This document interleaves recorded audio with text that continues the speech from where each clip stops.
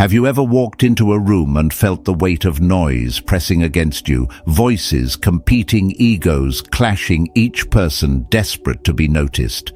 Yet in the corner, there is someone quiet.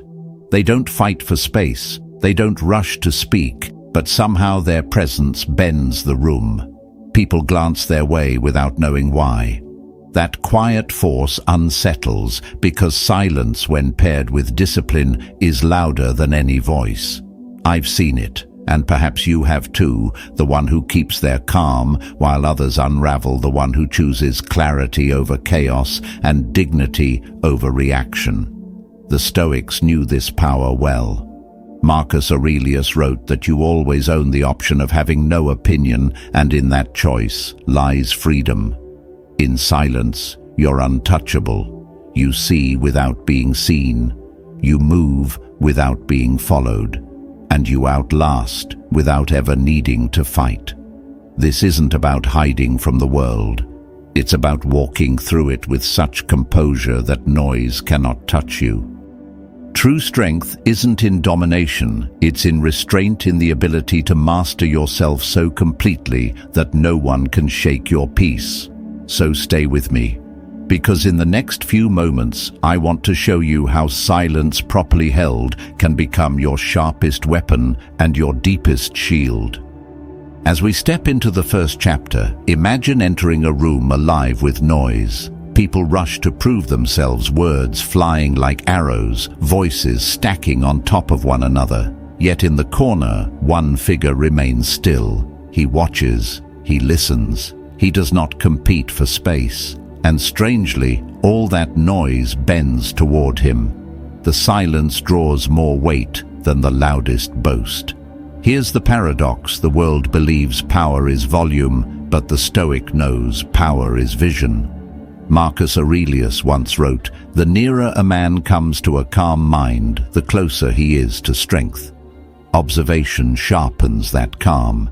It strips away the frantic need to impress and gives you something rarer: clarity. When you are not speaking to be seen, you begin to truly see. You notice the twitch in someone's hand, the falter in their tone, the fear hiding beneath their confidence. The truth is rarely in the words. It lives in the spaces between them. Most people speak to be understood. They rush to explain, to justify, to broadcast their worth. And in their noise they expose themselves. Their hopes, their insecurities, their blind spots, they spill into the open for anyone patient enough to watch. But the one who listens to understand, not to answer, collects these fragments quietly. He builds an invisible advantage without lifting a finger. I remember a meeting where everyone fought to dominate the floor. Ideas clashed, egos swelled the air, thick with competition. In the back sat a man who said nothing. He tracked every word, every pause, every sideways glance. When the storm of voices finally exhausted itself, he spoke one sentence, calm, precise, cutting to the heart of what no one else had noticed. The room fell silent. Influence was his, not because he demanded it, but because his attention was sharper than their ambition. Silence, when chosen, is not emptiness. It is a weapon, a shield that prevents you from handing others ammunition. A sword that strikes only when timing demands. It protects you, but it also refines you. When you are no longer scrambling to be heard, you create space to reflect, to question, to correct yourself before the world ever sees your misstep. Observation does not just give you power over others, it gives you mastery over yourself. The Stoics trained this discipline like warriors sharpening their blades. Epictetus taught, "We have 2 ears and 1 mouth, so that we can listen twice as much as we speak." Observation is active. It is not zoning out. It is leaning into the present moment, resisting the urge to fill silence with noise. It is endurance in the face of discomfort, patience in the face of haste. Ask yourself in each encounter, what is truly being said here? What is this person afraid of? What truth hides beneath the noise? Sit with the questions longer than others can bear, and clarity will reveal itself. In time, you will feel a shift. The drama will lose its grip on you. The urge to prove yourself will fall away, and when you finally choose to speak, your words will land with the weight of stone in still water, precise, unshakable, impossible to ignore. At the end of the day, those who observe more than they speak are not merely surviving the world, they are shaping it. Quiet architects, unseen strategists, guiding outcomes through depth instead of noise. And the power they wield is not in the volume of their voice, but in the sharpness of their vision. Moving into the next chapter, imagine a wolf stepping into the forest. It does not howl to announce its strength. It does not parade its presence, yet every creature feels it. Power does not need a trumpet. True power is silent. Now look at the world we live in. Everyone is shouting, posting, declaring. Every small achievement broadcasted as though applause itself were oxygen. But Seneca gave us a sharper truth. Don't explain your philosophy. Embody it. Words are cheap. Promises are fragile. Only action endures. The Stoic wastes no energy convincing others of his effort. He simply works, quietly, relentlessly, like a river carving stone, not in noise but in patience. Think of two men beginning a journey of transformation. One announces every step, every milestone, desperate for the world to notice. The other says nothing. He just shows up. Day after day, sweat on the floor, discipline in his breath.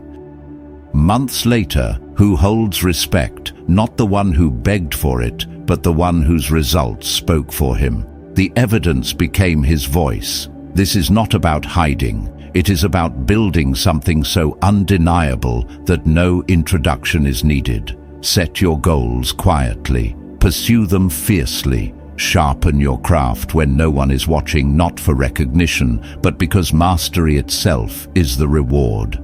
The Stoic works in the shadows, knowing the future will reveal what he has built. I once knew an old carpenter who lived this way. Others in his field plastered their names across ads and made promises they could not keep. He did not. Year after year he built with his hands. Every table, every chair carried whispers of excellence. People traveled far to own something shaped by him. When asked about his success, he simply smiled. Good work needs no advertisement. That was his philosophy, lived, not explained. And here is the paradox: consistency in silence transforms you. When you stop chasing applause, you stop being its slave. You are no longer pulled by opinion. You find freedom in discipline, peace in persistence. Your reward is not what others say. Your reward is knowing you did not betray your own potential. So let others talk. Let them announce, declare, and demand attention. You remain steady, build without noise, achieve without proclamation. One day the world will look up and realize that while they were busy talking, you were busy becoming. At the end of the day, real power does not shout. It moves quietly, leaves a mark too deep to erase, and lets the results do all the speaking. The question sharpens if action itself speaks. What happens when you no longer cling to outcomes? That is where freedom begins. Advancing to the third chapter, imagine standing in an arena before a roaring crowd. One fighter trembles, desperate to win, terrified of shame, clinging to the hope of glory. The other walks calmly, eyes steady, shoulders relaxed, carrying no obsession for outcome. He will fight with all his strength, but whether he wins or loses does not define him.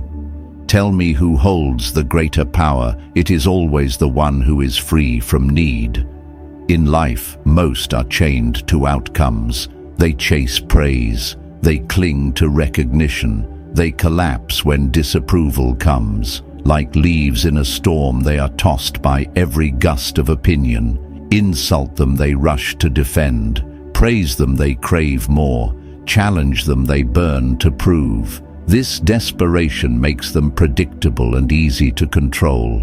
But the Stoic knows a secret: freedom is not getting what you want. Freedom is not needing it. At the heart of this is amor fati, to love fate. To not merely endure what happens, but to embrace it as if it were chosen. Victory and defeat, gain and loss, honor and insult, all threads of the same cloth. Real peace is not tied to one thread, but to the fabric itself. Marcus Aurelius reminded himself daily, you have power over your mind, not outside events. Outcomes lie beyond your grasp. What is within reach? Your effort, your discipline, your courage, your attitude. That is where loyalty must live. Let me tell you a story. I knew a young entrepreneur surrounded by peers obsessed with investors' applause, validation. They bent with every opinion, glowed under praise, despaired under doubt. But he moved differently. He worked steadily, year after year, indifferent to applause, unmoved by rejection.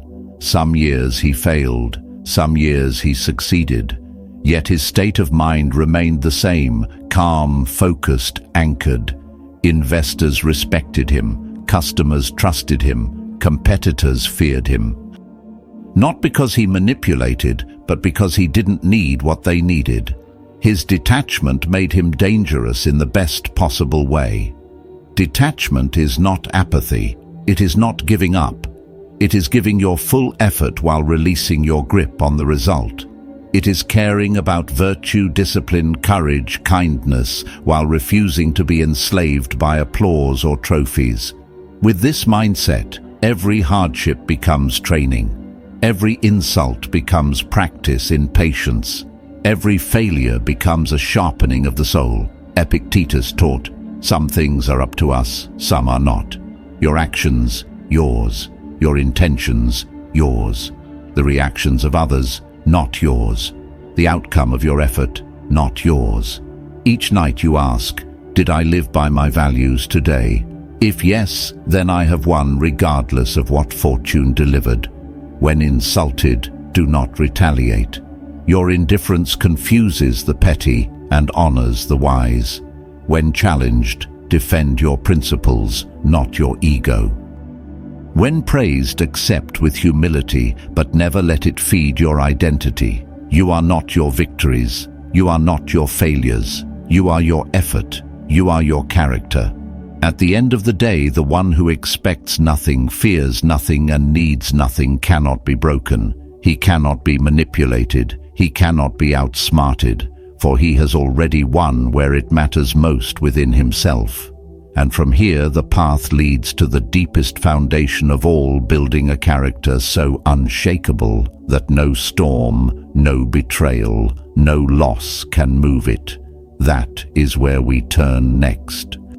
Entering the final chapter, imagine a mountain rising against the horizon. Storms batter its sides, lightning splits the sky, winds roar through its peaks, yet it stands, silent, immovable, enduring, in a world where people bend at the first sign of pressure, where loyalties collapse for convenience, where hearts crack under the weight of hardship. The one who builds an unshakable character becomes that mountain.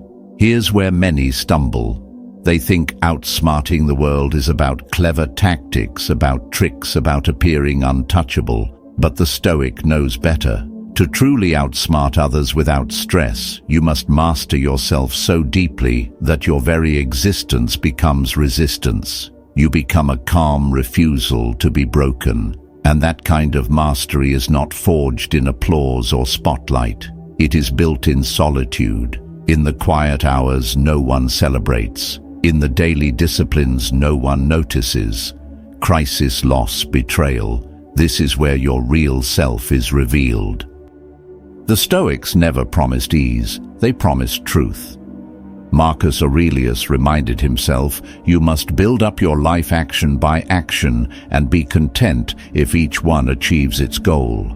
Not glory, not praise, just strength.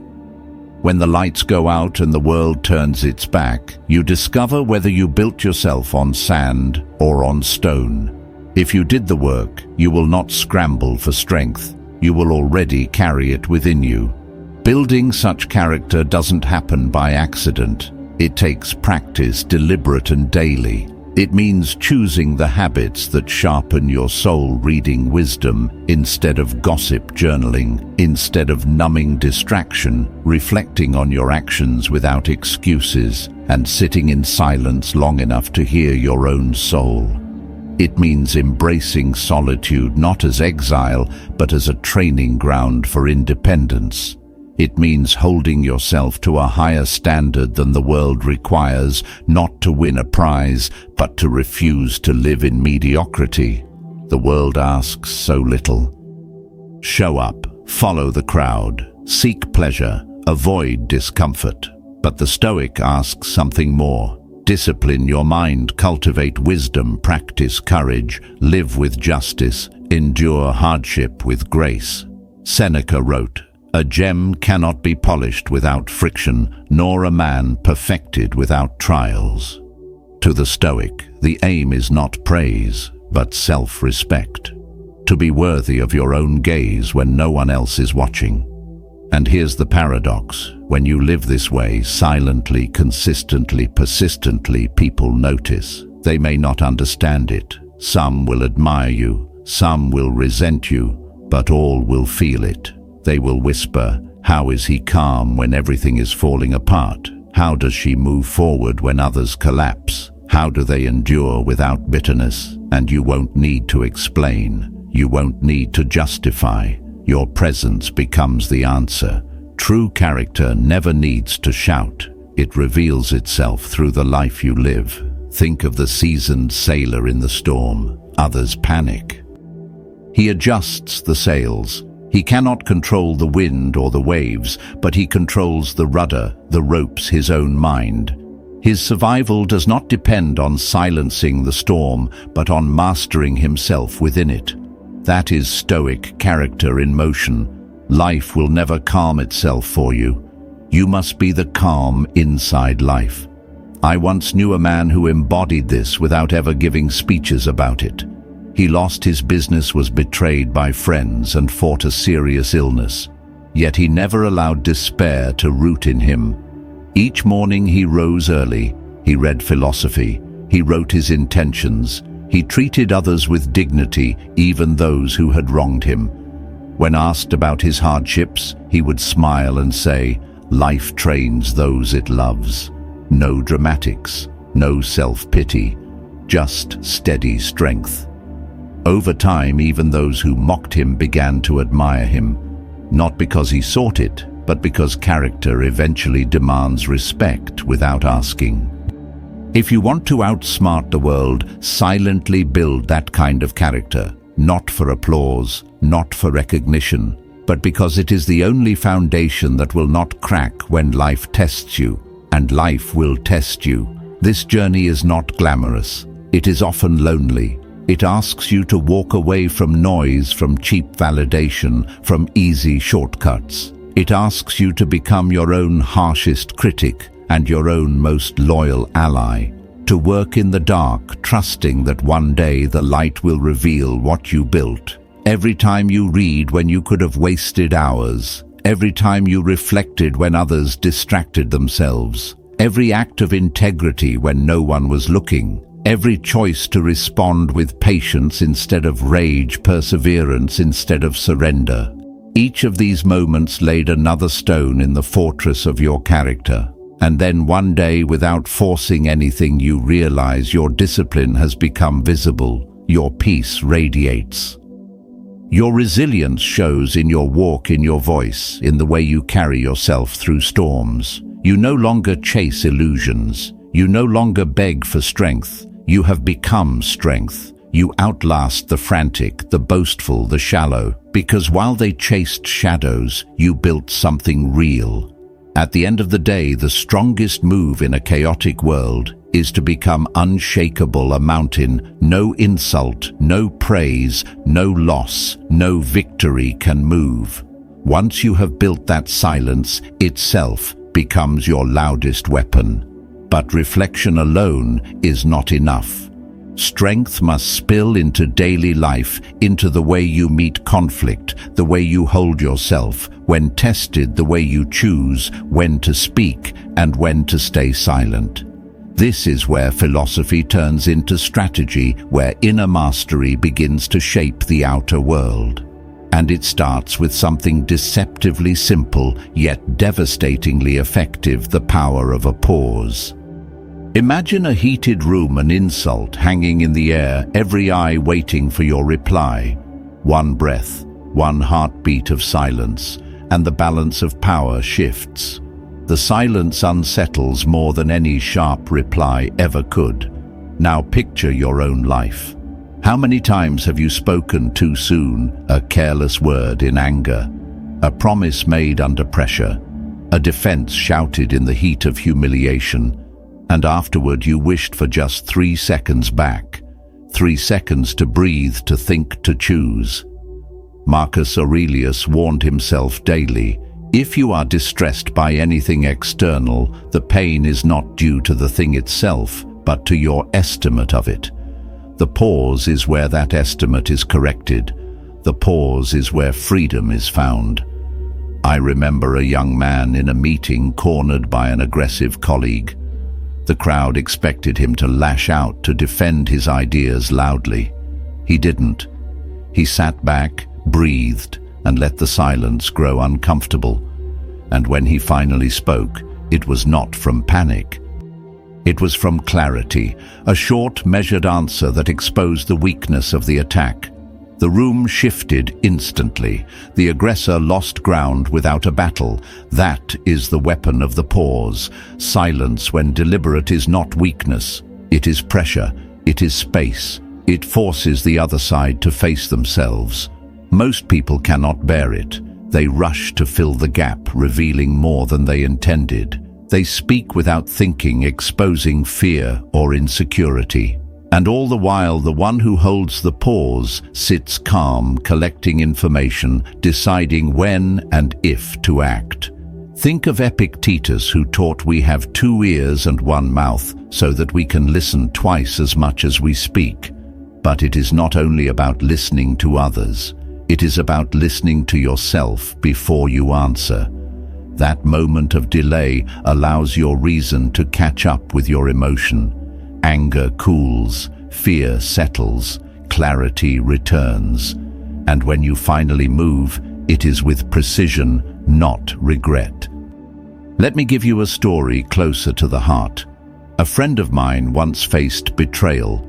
In the moment of discovery, his hands shook his chest, burned with the fire of rage. He wanted to confront, to shout, to tear the mask away. But instead, he walked outside. He sat in his car, staring at the steering wheel, and forced himself to breathe for 1 minute. Just one. In that pause, he remembered who he was. Not a slave to fury, not a puppet of emotion. When he confronted later, he did so calmly, clearly, with dignity. He walked away with his power intact. That single pause saved him from becoming the very thing he despised. The pause is a shield. It protects you from saying what cannot be unsaid, from doing what cannot be undone. It is also a sword, because in that quiet you disarm the other. They expect noise. They expect reaction. When it doesn't come, they stumble. Their plan unravels, and you remain untouchable. But let's be clear, the pause is not about hesitation born of fear. It is not about avoiding conflict because you lack courage. It is about choosing the ground on which you fight. It is about refusing to let your enemy dictate the tempo of your life. In that sense, the pause is leadership. It is control. Try this in your daily life. Before answering a text that angers you, wait a breath. Before responding to criticism, pause long enough to let your mind settle. Before saying yes to a demand, stop and ask if it aligns with your values. Small pauses, but each one reshapes your destiny. Over time, people notice. They realize you cannot be baited, cannot be rushed, cannot be forced into corners. You carry a steadiness that rattles the restless. And here lies the deeper truth: the pause is not just a tactic, it is a training ground. Each time you hold silence, you strengthen the muscle of restraint. Each time you wait, you prove to yourself that you are not ruled by impulse. That is freedom. That is Stoic strength in its most practical form. At the end of the day, one breath can change everything. One pause can stop a fight, save a friendship, preserve your dignity, or sharpen your influence. The world rushes. The world demands reaction. But you, if you master the pause, move on your own terms. So remember, this silence can be louder than speech. A pause can be sharper than a sword. And when you learn to wield it, you begin to outsmart not just others, but yourself. From here, the question becomes, if silence can protect you in the moment, how else can restraint give you power? The answer lies in what you choose to reveal and what you choose to keep hidden. Moving into the next chapter, picture yourself walking into a gathering where everyone is eager to prove themselves. Voices rise, stories spill, secrets leak. Each person hands out pieces of themselves like free samples, hoping someone will approve. In that noise, you remain different. You hold back. You reveal little. Your silence is not emptiness, it is control. And that control unnerves people more than any speech ever could. Now imagine someone asking about your plans. Most rush to answer. They speak of every goal, every dream, every scheme. They think sharing builds connection. But what it really does is give away power. Every word you reveal becomes a thread someone else can pull. A plan spoken too soon grows weak under the weight of expectation. A vision shouted loudly is often judged before it is ready to stand. Seneca once said, "If wisdom were offered me with the condition that I should keep it shut up and not utter it, I should refuse." He was not warning against silence itself. He was warning against wisdom hoarded. What matters is not hiding truth forever, but choosing carefully when and how it is revealed. Think of it like carrying a fire in your hands. Share it recklessly and it burns out. Protect it until the right moment and it can light an entire room. The Stoic learns the art of controlled disclosure, the discipline of saying less while doing more. Not secrecy for its own sake, but restraint to guard the strength of what is still in the making. I once met a man who exemplified this. While his colleagues boasted about every project, every upcoming deal, every supposed success, he stayed quiet. He never announced what he was building. He never promised what he could not yet deliver. Months later, when results appeared solid, undeniable, he left his peers stunned. His silence had protected him. His actions had introduced him. He never needed to advertise because his work spoke for itself. The danger of oversharing is subtle.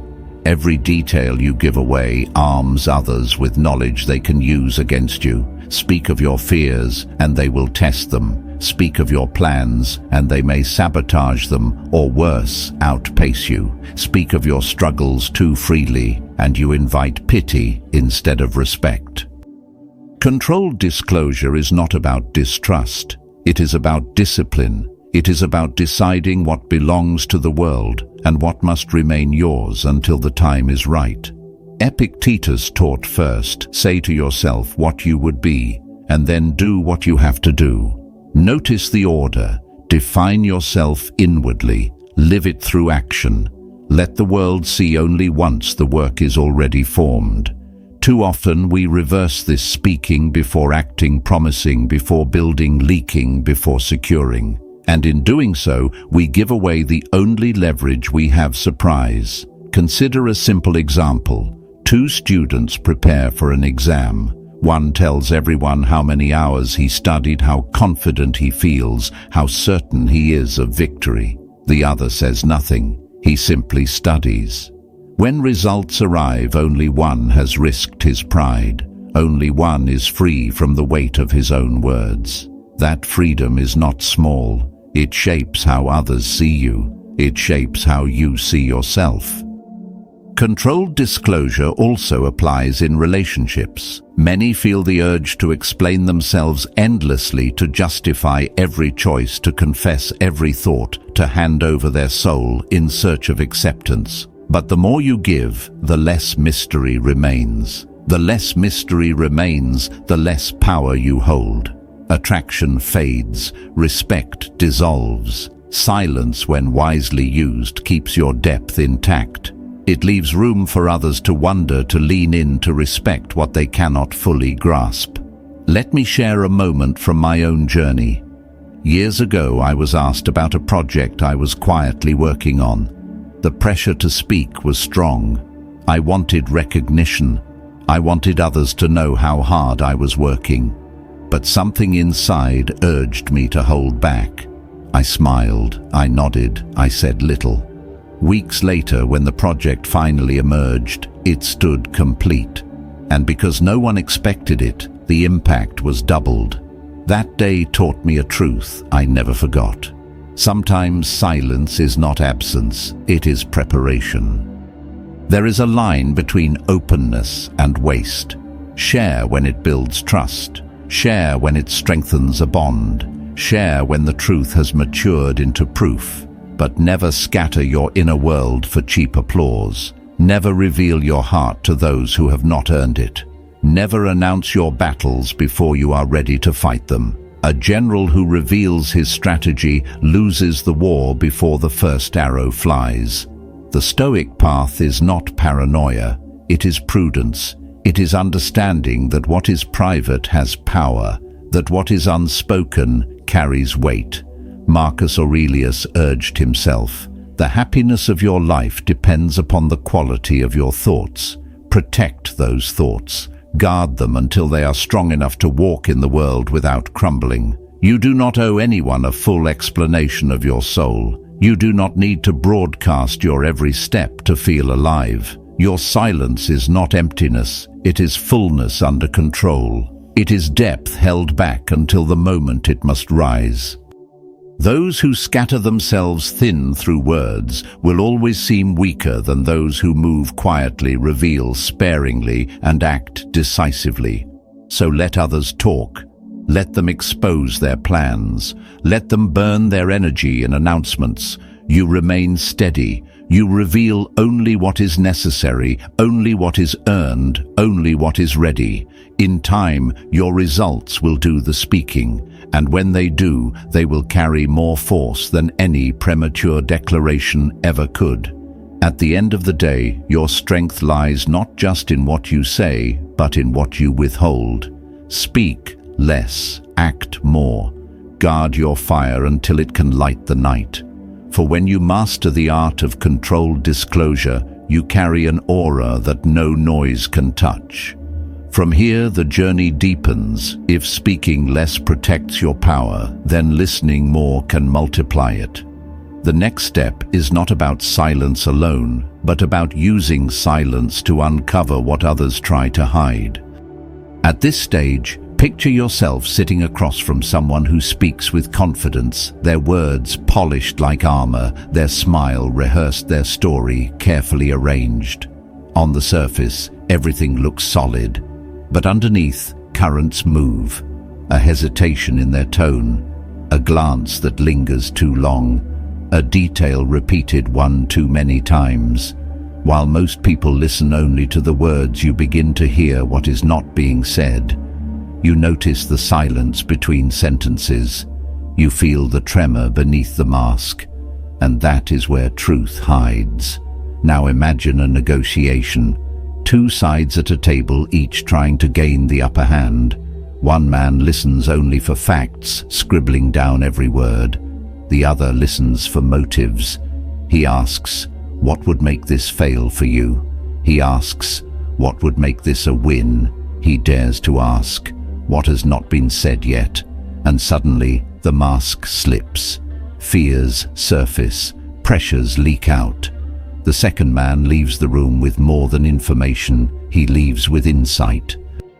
That is the power of listening, not to reply, but to uncover. Most people think listening is passive. They think it means waiting politely for their turn to speak. But true listening is an act of strategy. Seneca once wrote, "Most powerful is he who has himself in his own power." The same applies here. When you hold yourself back from the impulse to interrupt, to prove, to dominate, you gain a different kind of power. You gather what others throw away. You catch what slips through cracks. And in those hidden pieces, you find the map of their soul. I remember a young leader who excelled at this. In meetings, he rarely spoke first. He asked short, simple questions, then fell quiet. His silence drew people out. Colleagues, thinking the floor was safe, revealed more than they intended. Their frustrations, their insecurities, their hidden agendas, all spilled out into the open. He never pushed. He simply let them talk, nodding occasionally, holding the space. And when he finally responded, he knew more than anyone else in the room. He could predict decisions before they were made. Some called him lucky. But his secret was simple. He listened for what others ignored. The Stoics knew that words are often disguises. Epictetus warned that appearances deceive, but reason cuts through. If you train yourself to listen beyond words, you begin to see the person behind the mask. You hear fear hiding in overconfidence. You hear hesitation disguised as certainty. You notice when someone repeats themselves because they are trying to convince themselves as much as you. That awareness makes you steady where others stumble. Think of it like a chess game. Beginners watch the pieces that move. Masters watch the board itself. They see the spaces, the patterns, the possibilities forming beneath the obvious. Asymmetric listening is the same. You are not hypnotized by the words alone. You are watching the spaces between them. You are studying what is left unsaid, what is avoided, what is emphasized too heavily. And from those gaps, you draw your conclusions. Consider a personal moment. Someone once came to me eager to sell an idea. Their pitch was smooth, their presentation flawless. But as they spoke, I noticed their hands fidgeting under the table. I noticed their voice rising slightly when money was mentioned. I noticed the way they avoided eye contact at key points. If I had listened only to their words, I would have believed their confidence. But because I listened deeper, I saw the cracks. I realized their project was not ready. My choice to decline saved me months of wasted energy. That decision was not born from genius. It was born from listening differently. Here's where discipline enters. You cannot uncover truth if you are too busy waiting to speak. You cannot see motives if your mind is busy with comebacks. The Stoic practices restraint not only in anger, but in conversation. To pause. To ask one more question. To lean back and let silence pull truth to the surface. The one who asks little and listens much always walks away stronger. This way of listening also protects you. People often betray themselves with their own tongues. They exaggerate, they reveal, they slip. If you are patient, you will see where they stand before they know you are watching. And when the time comes for you to act, you act from knowledge, not assumption. That difference can mean survival in conflict, influence in negotiation, or peace in relationships. But let me be clear, this is not manipulation. It is awareness. It is not about twisting people's words to your advantage. It is about seeing reality clearly so you can act wisely. Marcus Aurelius wrote, "If someone can prove me wrong and show me my mistake, I will gladly change. I seek the truth which never harmed anyone." The aim of listening deeply is not to weaponize truth, but to align with it. To live closer to what is real while others are trapped in illusions. Try this in your daily life. The next time you speak with a friend, notice how often they say always or never. The next time a colleague pitches an idea, watch where they rush or where they hesitate. The next time someone tells you they are fine, study their eyes, their shoulders, the way their breath moves. You will discover entire worlds hidden under the surface of ordinary conversations. Worlds that remain invisible to those who only hear words. Over time, something changes in you. You stop being fooled by noise. You stop reacting to what people say on the surface and instead respond to the deeper current. You become harder to manipulate, harder to deceive. You gain an advantage that cannot be taken away because it is built on patience and attention. And as others wonder why you always seem to know more, you will smile, knowing the secret was simple. You listened when they did not. At the end of the day, truth is rarely shouted. It whispers through hesitation. It trembles in silence. It hides in the cracks of language. Most people miss it. But if you train your ear, your eyes, your patience, you will hear what the world tries to conceal. And in that hearing, you will rise above. From here, the path widens. If listening reveals what others try to hide, then the next step is learning how to walk away cleanly when words and motives no longer serve your peace. That is where your power deepens even more. From here, imagine standing at the edge of a room filled with voices, each one tugging at you, arguments pulling one way, guilt pulling another, anger demanding you stay and fight. Your chest tightens, your jaw hardens. Every instinct screams to defend yourself, to prove something, to win the final word. Yet the greatest power is not found in winning the noise. It is found in leaving quietly, cleanly, without leaving a trail of broken pieces behind. Now imagine a toxic exchange. Someone pushes, mocks, or disrespects you, waiting for your explosion. They thrive on reaction, feeding on the energy you pour out, and then nothing. You refuse to fight on their terms. You withdraw your presence calmly without a storm of words. The silence burns hotter than rage. The absence cuts deeper than insult. The clean exit unsettles because it denies them what they wanted most, your attention. Seneca once reminded us, "He who is brave is free." Walking away is not weakness. It is bravery of the highest kind, the courage to free yourself from battles unworthy of your spirit. Anyone can shout. Anyone can argue. Few can endure the discipline of disengagement. Fewer still can walk away with their dignity intact. I recall a colleague years ago cornered in a meeting by someone who thrived on humiliation. Instead of sparring, he stood, gathered his notes, and said calmly, "This discussion isn't serving progress. Let's continue when clarity returns." And then he left.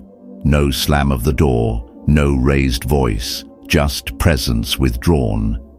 Hours later, the same people who had watched in silence began to respect him more, not because he fought, but because he refused to fight where nothing could be won. A clean exit is not escape. It is strategy. It is refusing to bleed energy into black holes. It is knowing that your peace is too costly to be gambled on the moods of others. Marcus Aurelius wrote, "You always own the option of having no opinion." Extend that further, you always own the option of walking away. You owe no one your emotional collapse. But let us be honest, walking away is hard. The ego hates surrender. It whispers, they'll think you're weak, they'll think they've won. Yet what is truly won if you stay? You lose time, peace, focus, self-respect. What is truly lost if you leave? Only illusions. The battle dissolves the moment you refuse to fight it. That is why the clean exit is devastating. It collapses the game itself. Think of personal relationships. A friend turns manipulative. A partner disrespects your boundaries. A family member pulls you into endless cycles of guilt. You argue, you defend, you explain. Nothing changes. But the moment you calmly step back, refusing to fuel the cycle, the dynamic shifts. They are left alone with their own behavior. Silence becomes a mirror. Distance becomes a lesson. The clean exit is not revenge, it is revelation.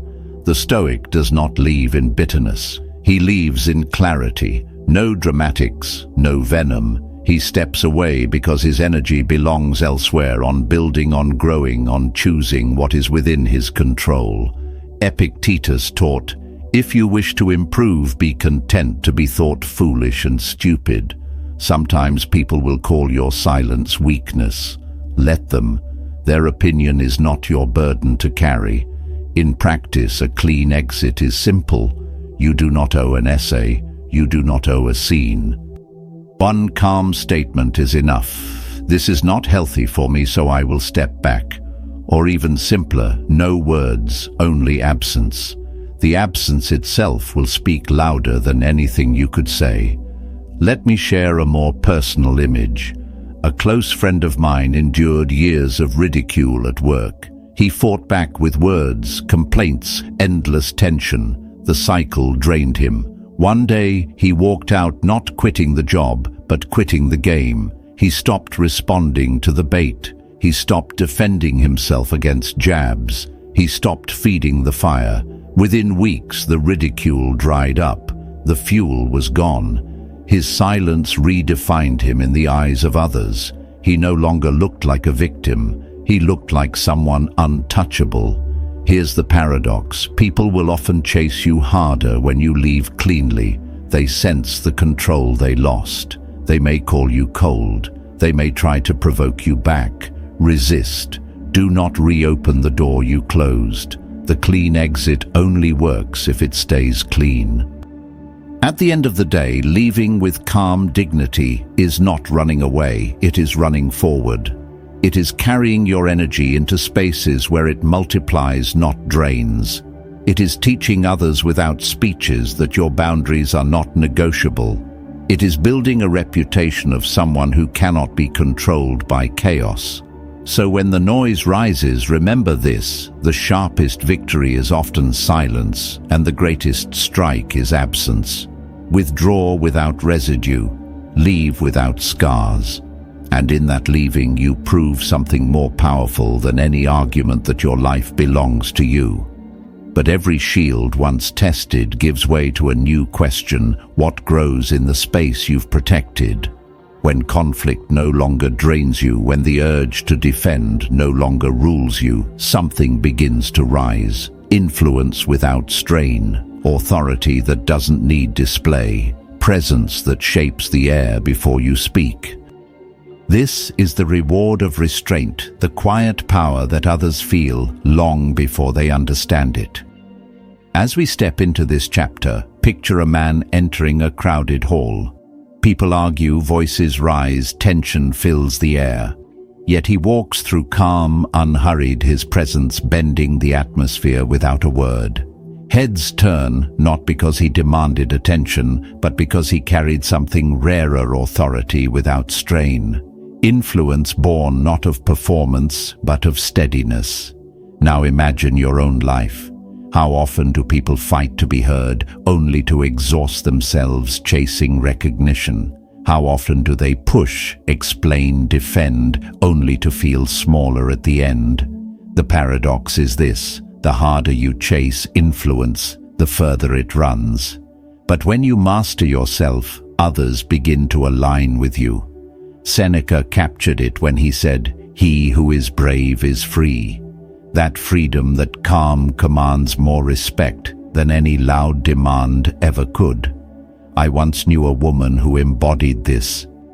In every meeting, others scrambled to prove they were the smartest. She never competed for airspace. She listened. She spoke only when her words carried necessity. And over time, her colleagues began to look at her before making decisions, even when she hadn't spoken yet. They felt her steadiness. They trusted it. Her silence weighed more than their noise. That is influence without effort. Marcus Aurelius reminded himself daily, waste no more time arguing what a good man should be. Be one. True influence is not a speech. It is not persuasion techniques. It is living in such a way that your presence itself becomes proof. People begin to adjust around you because your clarity exposes their confusion. Your restraint reveals their chaos. Your calm unsettles their panic. Picture two leaders in crisis. One shouts orders desperate to maintain control. The other speaks slowly, sparingly, measuring every word. The room calms around the second, not because he forced it, but because his composure was contagious. Stress multiplies stress, but calm multiplies calm. This is why stress-free influence is the rarest kind, because it does not require others to agree. It requires only that you stand steady. But this steadiness must be trained. You cannot fake it. Pretend composure cracks under pressure. Real composure grows from practice, choosing silence over reaction, reflection over impulse, consistency over drama. Every time you refuse to match someone else's chaos, you teach them to respect your calm. Every time you walk away from empty battles, you prove that your energy is too valuable to be wasted. Respect grows in those moments, quietly, inevitably. Let me share another story. A mentor once told me about his early career. He was constantly overlooked, constantly interrupted. At first, he tried to fight louder to prove himself with words. It drained him.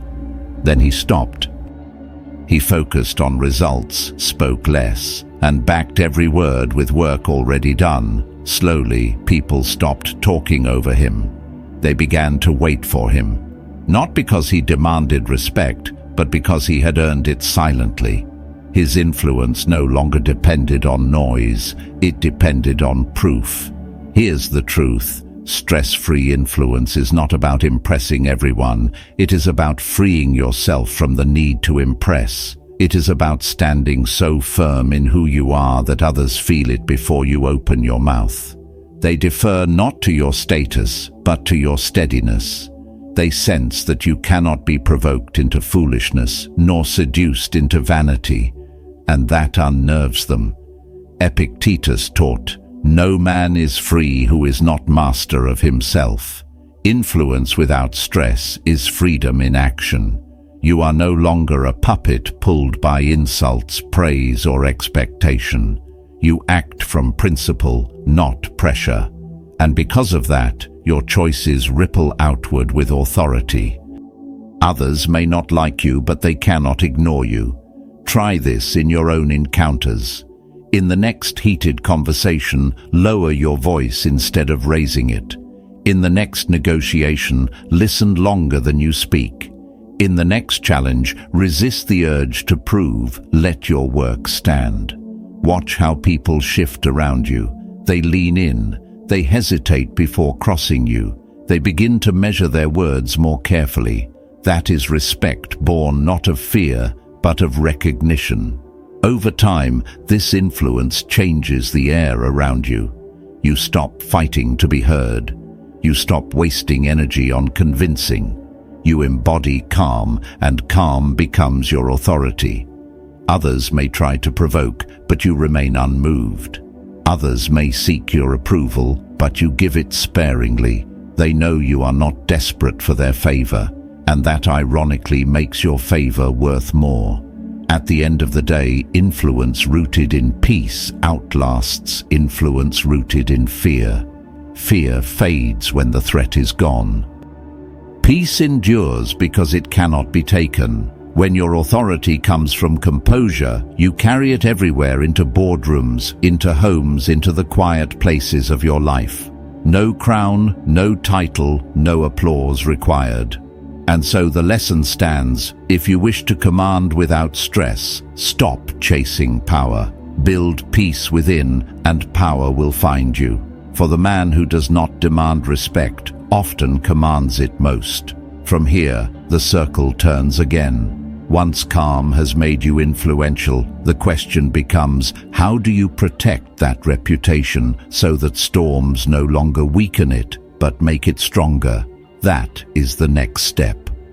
Moving into this chapter, Picture a storm sweeping across a coastline. Houses collapse, trees break, but one old lighthouse stands battered yet shining. Its paint is chipped, its windows cracked, but the beam still cuts through the dark. That is what true reputation becomes when it is tested by hardship, not a fragile mask, but a structure that grows stronger under pressure. Now ask yourself, what is your name worth when the winds rise? Many people build their image on soft ground applause, trends, fleeting approval. They shine while skies are clear, but the moment trouble comes, they vanish. The Stoics saw this clearly.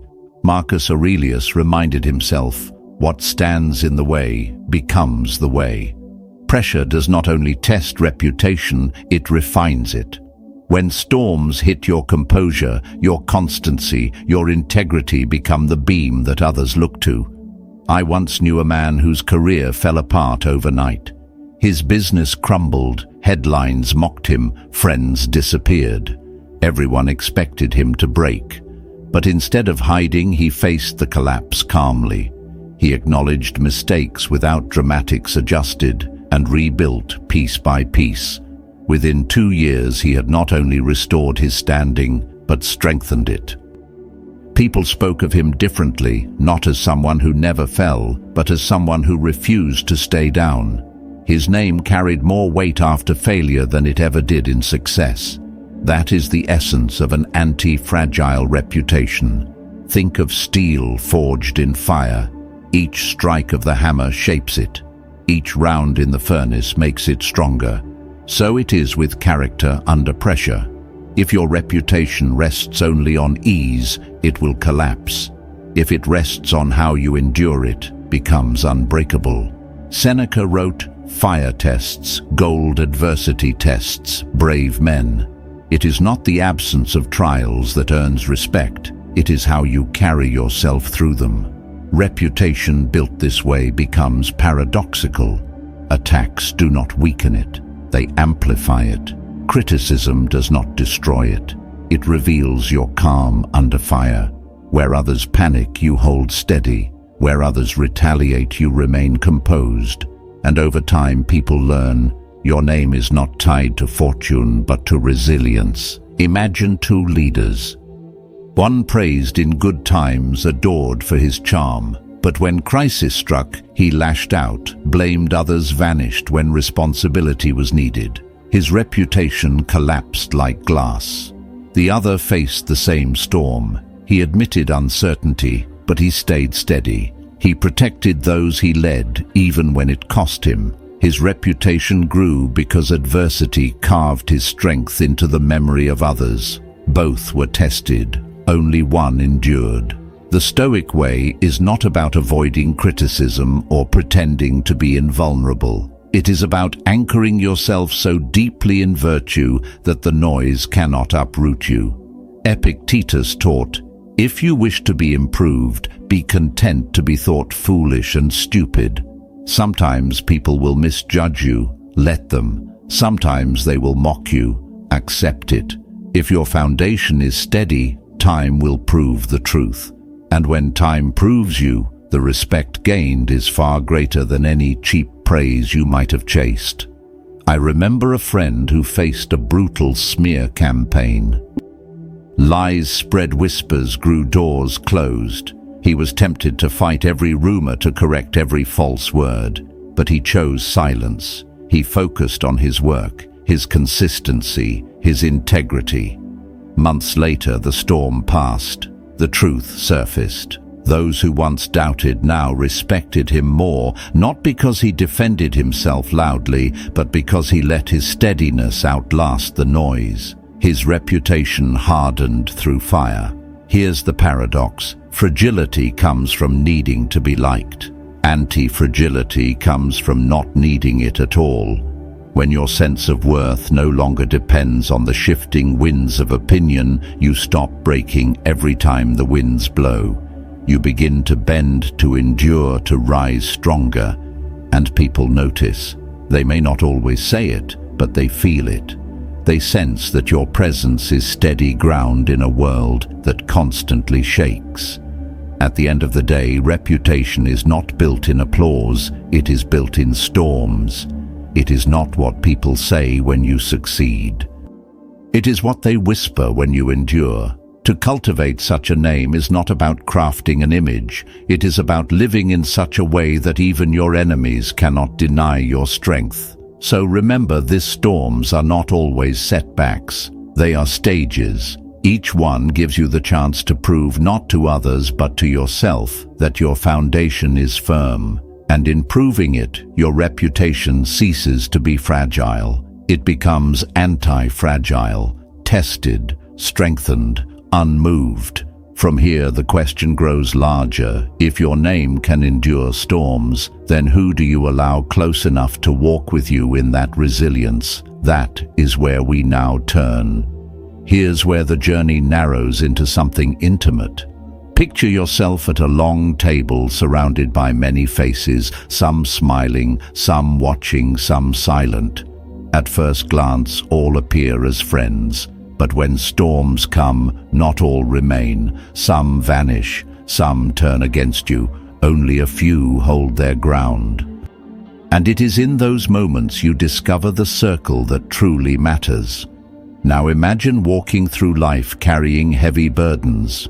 You stumble, and the crowd that once applauded disappears. Yet a handful remain, not because of what you can give, but because of who you are. Those few are gold hidden in dust, and it takes hardship to reveal them. Marcus Aurelius wrote, "You will meet people who are meddling, ungrateful, arrogant, deceitful, envious, unsocial, but none of them can harm you if you do not permit it." The Stoic knows the antidote to harm is not in collecting many, but in guarding the few who prove themselves. I once knew a man who seemed endlessly popular. His phone buzzed constantly, invitations flooded his calendar. But when he lost his fortune, the noise stopped. Silence filled his days. All but 3 friends remained. Those 3 carried him through the darkest years, expecting nothing, demanding nothing. And when he rebuilt his life, he no longer measured wealth by the size of his network. He measured it by the depth of those 3 bonds. His circle had shrunk, but his strength had grown. Trust is not built in bright rooms full of laughter. It is built in the shadows, when you are weak, when you fail, when you have nothing to offer. Anyone can stand beside you in comfort. Few can stand beside you in chaos. And so the Stoic learns not to waste his heart on every hand extended. He tests by time, by patience, by silence. He knows that only those who remain steady when there is nothing to gain are worthy to walk with him into victory. Here's the paradox: when you stop chasing the approval of many, you attract the loyalty of the few who truly matter. And that loyalty becomes armor. Their presence strengthens you. Their honesty refines you. Their constancy steadies you when storms hit. As Seneca said, "One loyal friend is worth 10,000 relatives." Depth beats breadth. Quality outweighs quantity. At the end of the day, you do not need countless voices around you. You need a circle small enough to fit in a quiet room, yet strong enough to stand like an army. These are the ones who lift you without envy, who challenge you without malice, who remain when the world shifts. Protect that circle, build it slowly, guard it fiercely, for in the end, it is not the crowd that carries you through fire, it is the few who never let go. From here, the path leads forward to an even deeper truth. When your circle is steady and your foundation secure, ambition itself changes shape. It no longer roars with desperation. It grows quietly, calmly, with a force that cannot be stopped. At this stage, imagine a fire burning in the distance. Not a wild blaze tearing through everything, but a steady flame, contained, controlled, refusing to be extinguished. It does not roar for attention, yet it lights the night. That is what true ambition looks like when it is guided by calm, quiet, patient, relentless. Now think of how most people chase their goals. They sprint with noise, shouting about every step, desperate to prove their progress. And in their rush, they burn out. Their ambition collapses under its own weight. But the Stoic takes a different path. He moves with intention, not frenzy. He builds in silence, not spectacle. He understands that greatness is not won by fire that consumes too quickly, but by flame that endures. Marcus Aurelius once reminded himself, "If it is not right, do not do it. If it is not true, do not say it." That is calm ambition, not chasing for show, but moving with clarity toward what is right. I once met a craftsman who lived this principle. For years he worked in a small shop far from the spotlight. No advertising, no dramatic claims. He simply built one piece at a time, one day at a time. People laughed at his slow progress, but he never hurried. He knew speed meant nothing without quality. Decades later, his work was sought across nations. His ambition had not roared, it had whispered steadily until the world could no longer ignore it. Calm ambition does not mean lack of drive. It means drive under discipline. It means waking early not to impress others, but to keep promises to yourself. It means choosing patience when shortcuts tempt you, trusting that steady growth outlasts quick wins. It means refusing to let external applause dictate your pace. Seneca said, "It is not that we have a short time to live, but that we waste a lot of it." The calmly ambitious man wastes nothing, not his hours, not his energy, not his soul. Picture two athletes. One announces every training session chasing praise for effort itself. The other trains in silence day after day without witnesses. Months later, the results speak. The second athlete steps onto the stage transformed not because he bragged, but because he worked. His calm ambition made him unstoppable. Here's the paradox. Calm ambition feels slower, but it reaches further. It seems quiet, but it resounds louder in the end. While others burn out, chasing every opportunity, the one who moves steadily becomes the last one standing. His power grows not from noise, but from persistence. His victories carry weight because they were built without panic. At the end of the day, ambition is not about speed. It is about endurance. Not about how loudly you chase, but how quietly you persist. The calm path is not glamorous, but it is unbreakable. And when you build this way, storms cannot shake you, and time becomes your ally. So carry your fire with patience. Let it burn steady. Let it grow without noise. For the world does not remember the ones who burned out in a roar. It remembers the ones whose light endured. And from here the circle closes. Silence, discipline, restraint, influence, reputation, trust and ambition woven together into a life that no chaos can unmake. True strength is quiet. Let discipline speak. Subscribe for more comment, Silent Path, and keep walking steady toward unshakable peace.